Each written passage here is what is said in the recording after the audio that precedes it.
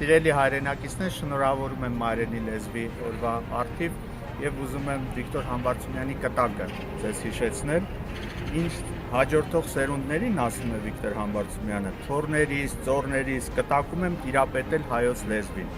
Ամեն մեկը պետք է իր պարտքը համարի ուսումնասիրել հայոց լեզուն, գրագետ լինի հայրենից, անկախ այն բանից, թե քանի տոկոս է նրա մեջ հայկական արյունը։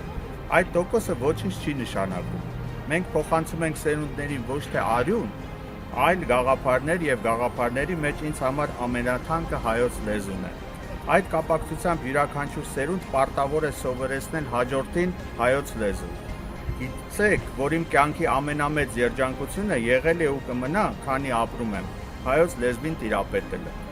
Երկիր, լեզու, մշակույթ, պետություն են կտակել մեզ մեր մեծերը, ու այսօր մեր աչքի առաջ կործանվում է մեր երկիրը, լեզուն, մշակույթը, կրթությունը։ Օրվա վարչախումբը պատրաստվում է 26 թվականի սեպտեմբերին 230 դպրոց փակել, չենք թողելու։